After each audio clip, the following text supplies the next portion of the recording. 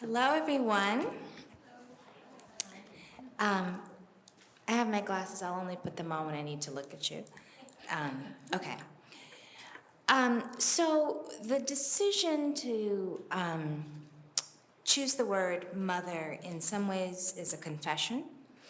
So I had this book on gender theory come out, feminist liberation is the idea, and yet didn't interrogate the word mother anywhere in the book.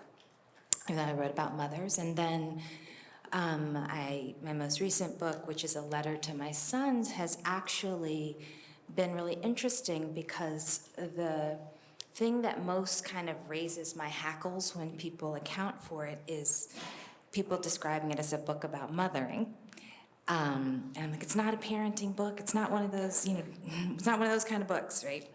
And so what has been revealed to me is that although I have absolutely no ambivalence about my relation of care and mothering to my extraordinary children, that the word itself is still a vexation for me. So I hope that you will indulge this exploration of why that is. Mother is a noun, a verb, a relation, often sentimentally registered. It's a word of stern discipline in relation to the modern nation state. We just have to think about the cult of true womanhood, once used, it's the moment in which I was coming of age in the early 90s, frequently to describe what a prevailing value system was for upper and middle classes in the 19th century in the United States and the UK. And in that frame of reference, the European or the European American mother worked in service of the nation by virtue of rearing ideal citizens, thereby earning their partial citizenship, their position above the poor, the enslaved, and the stateless. The values taught might have been articulated as private values, but of course their implementation was public, a belief in the law and order that marked them inside and others out, as proprietors, either men or wives, as those who could appeal to the sovereign authority of the nation, while others, deemed unworthy of such stature, could not. Mother continues to be imagined as the primary human relation and naturalized and essentialized as such. Essentialized to the body, politically speaking, and as a matter of law, can be applied to the body even if not biologically rendered, right? A reconstitution of the essentializing concept of relation. The mother is sentimentalized as soft and pliant, a warm retreat, a source of food and rest, a body to be extracted from. But the fact of her operation is a much more fraught thing. She is an arm of the state, an agent of the Anthropocene, because she tenderly loves you into the compliance she is taught as a moral requirement of her parenting task. The mother, in the general landscape, is only conceived of as decent in an order of subjugation to the exterior-facing patriarchal authority if thoroughly domesticated, applying or embracing the role and service of property as the individualized domain of sovereignty, i.e. the home as one's castle and fiefdom, and as a legal relation and a manifestation of citizenship, right? So the care in this inside, we are reminded, is what all of the killing out there is for. The care is in the service of that. And I'll just say that this is, all of this that I'm saying is sort of rooted in the way in which I account for patriarchy and vexy thing, which is that it's actually a juridical relation. It's not simply an ideology. It's a juridical relation that emerges in the age of conquest at the intersection of property, legal personhood, and sovereignty, right? So that the patriarch is the subject because being recognized as a legal person and as a property holder and as having an appeal to the sovereign authority of the imperial state. and that there are people who exist in relation to the patriarch, like lieges, partners, wives, children, and the like, and also those who exist outside of legal personhood who are also under the dominion of the patriarch, those classified as non-persons. And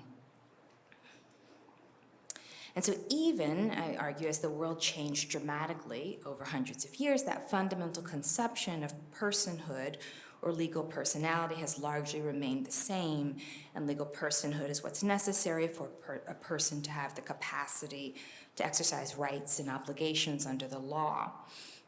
The right to own property, into and be bound by and enforce contracts, to participate politically, and to maintain physical integrity or self-protection are all dependent upon this basic form of legal recognition. And so part of what I am trying to get to is understanding the ways in which motherhood, as conventionally understood, is deeply implicated in that schema, even if it is a kind of a partial personhood relegation status. It is the idea of the role itself is in service of that relation, right? So that the examples for this, and kind of have a visual register of what this means in different moments of history, right? So I can think about, for example, and this is a piece of Lorraine Hansberry's childhood life, when her family moved into a neighborhood that was covered by a racially restrictive covenant and responded to violently by the community, as often happened in the Midwest. There were mothers who would gather outside, white mothers who would gather outside the homes of Black people who had moved into white neighborhoods, throwing rocks at children's heads and spitting at them, and at times physically injuring them, lighting homes on fire in protection of the hearth and home and their children, right? Also witnessing the mothers who, tears streaming down their faces, sent their sons off to shoot, maim, and rape others around the world under the flag, who summarily executed children over there because their elders dared to believe in a sovereignty of their own. That's also a virtuous form of motherhood in the American imagination. I can see the mothers who sent daughters to live in hiding and shame for expecting to have children of their own, or for desire deemed unacceptable, who protected fathers and social standing by berating and humiliating, who disciplined their children into a self-loathing so thick that at times there's nothing left but to disappear from the earth. Okay. There are mothers who are deemed failures, violent, cruel, and capable, and this failure is then supposed to accrue to the children because, after all, they are one with the mother. They are defenseless in protecting her and also responsible for wearing her scarlet letter. So you all remember, I imagine, from the recesses of your imagination and memory,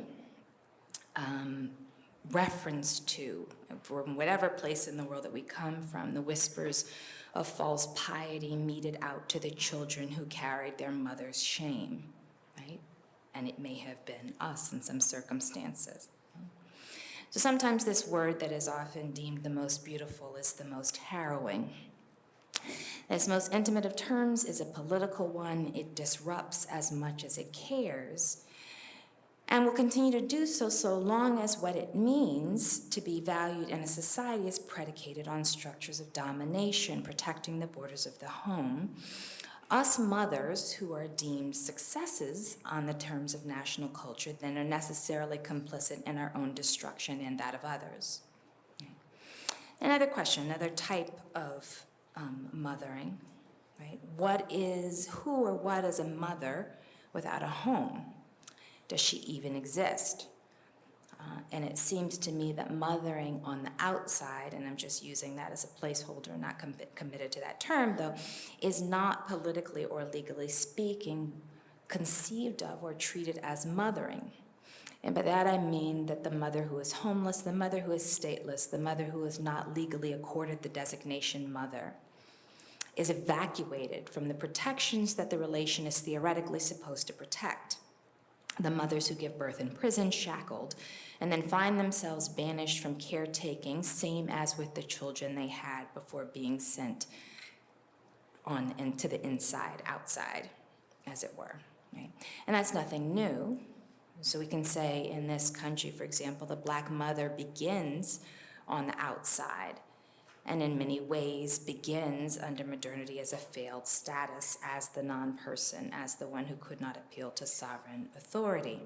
I'm just going to read some excerpts of that's interesting, doubleness, excerpts of the South Carolina Slave Code as an example, the original slave code.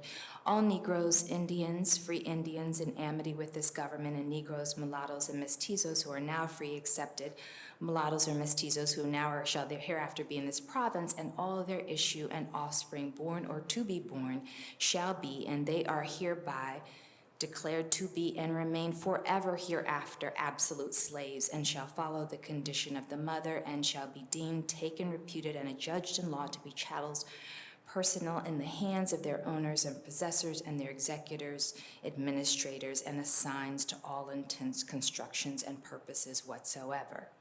Here, the law that slaves shall follow the condition of the mother is depicted as ideal for the sake of public peace and order, as well as a means by which the subjection and obedience could simply be maintained absolutely. There is no consideration, of course, of the question of rights for the enslaved, but rather the concern is with how the structure of domination could best be sustained and normalized across the state of South Carolina, right? So then you have a circumstance in which Black mother is at least conceived of by the state in the slave society as an oxymoronic term, right? What is the mother without the home or the right or responsibility to her children? I thought about this recently, and I'm sorry, I'm going to riff on the previous panel just for a minute, because I think about the question of the sort of the absences in the archives with relationship to one of my ancestors who was born in 1769 in Maryland and is named Easter in some documents and Esther in others, which we could do a lot with. And that there is I don't know whose mother she was. I know whose grandmother she was, but I can't because of the sort of the absent documentation and this question of, I'm still grappling with the ethics of saying that that absence itself is an essential part of the documentation versus do I have a responsibility to try to fill in the gaps, right? This question of where, what does one do with the evidence of non-personhood? Is recuperation necessarily the ethical posture, or is the acknowledgement of the status itself, or do we have to do a combination of those? Right, so so that's to say, here's a foremother whose mother I don't know for whom she is the mother. And that's because she's documented in the census as a grandmother. So I don't know, in relation to a grandson, I don't know if it's his mother's mother or his father's mother, or perhaps a form of fictive kinship. So you remember in Julie Dash's Daughters of the Dust, where she so eloquently tells us why post-emancipation Black mothers named their children names like my own and Iona, and sons with names like my own great-grandfather's General, right? A defiant aspiration if there ever was one, right? So if a white man didn't call him boy or the N-word, he'd have to call him General, right? Which is something in its doubleness, because to be general is in every man, and to be a general is to be a great man. So the mother so to just go back to personal genealogy for a moment, that in this condition of both the ideology of a cult of true womanhood in some ways and the reality of the gap in the archive and the exclusion from the protections of mother, the kind of mother notion that I was socialized into by virtue of my mother and grandmother was a mothering in defiance of what I was expected to be. And it was a mothering that I was supposed to replicate. There was a deep conservatism registered in the pristine nature of this: lace socks, patent leather shoes, slips, elegant dresses, legs crossed at the ankle, not the knee. Right? Everything they say we cannot be, we are. And it's gracious and oh so pretty, and yet defiant. But what it isn't is freedom. Right? And the point is, for me, there is that it's hard to not be ensnared at every turn.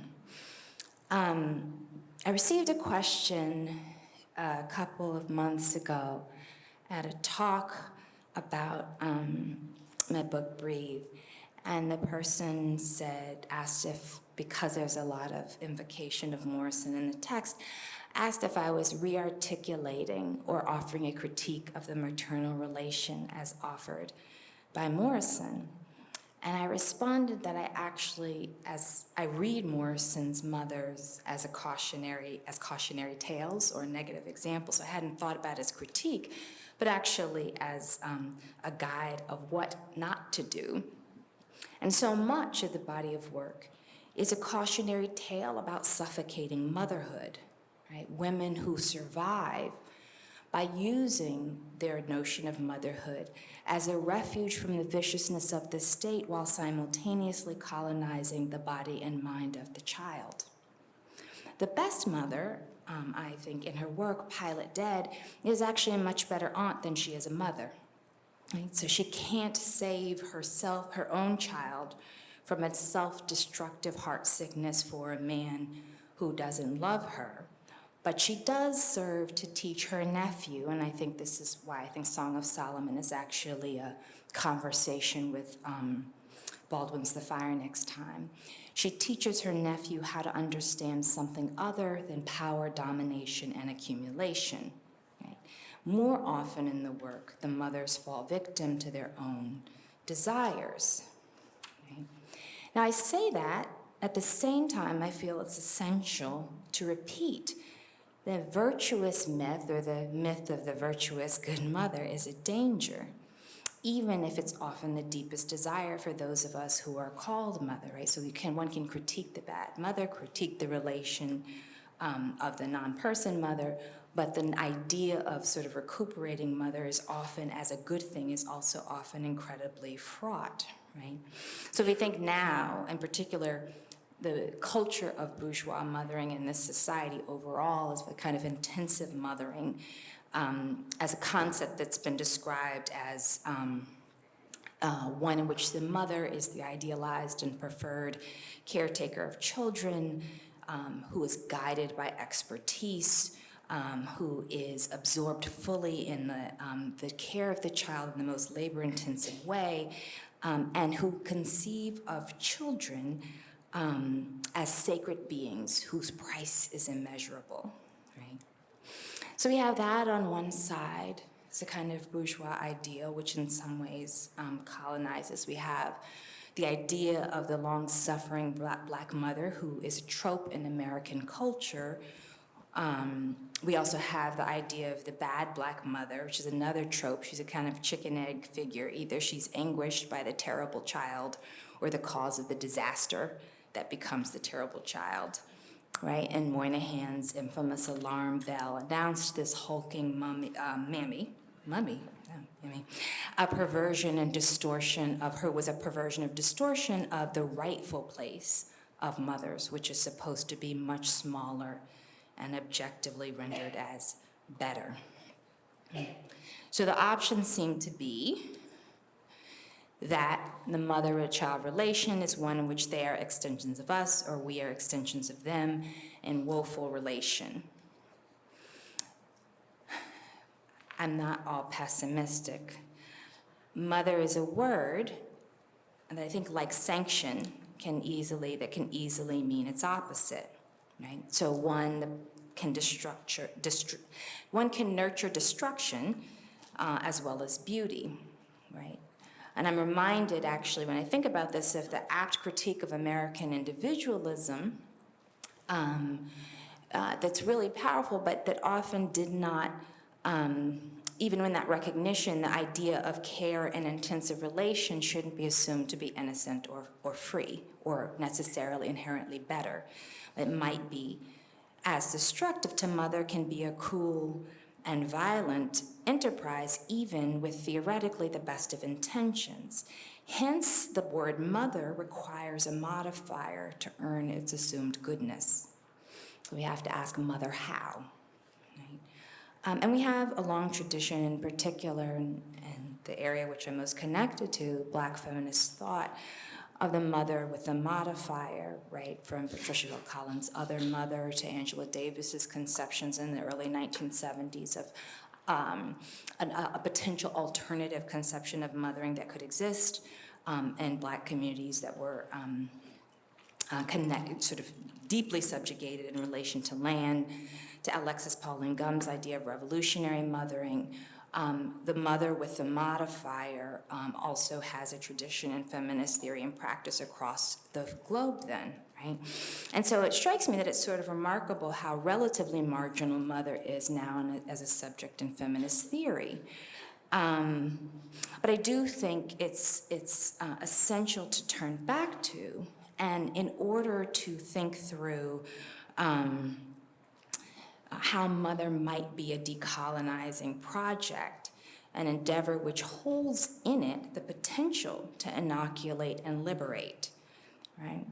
And so I think that entails a shift in priority and frame in multiple registers, right?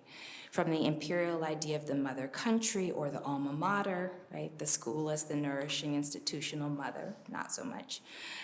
Through the indigenous one of motherland to the ultimately most ethical Mother Earth, from imperial languages to mother tongues, from law and the Holy Mother to mother wit, from the clear bottled drinks to the mother liquor, that which remains after refining and filtration, the gunky mass at the bottom, right? And so my point in all of this is pretty simple, I'm about to stop, is to see motherhood not simply as political fact, but a source of critical intervention. I think in the shift, the appropriate critique of the word normative, for example, this coheres, I promise, of the word normative in cultural theory has been really important in the sense of it as kind of a notion of ideal ways of being and doing in a social order. But we have to also embrace the concept of the normative and the critical theoretical tradition in the sense that the function of the theory, as Morrison says, is to free somebody, right? And that requires some set of values that are articulated, and that is, for me, the modifier of the word mother, right? One that requires us to turn away from sentimentalism and the conventions of domesticity and towards the virtue of care that is rooted in deep witnessing rather than aspiration or anticipation, which of course is easier said than done. Thank you.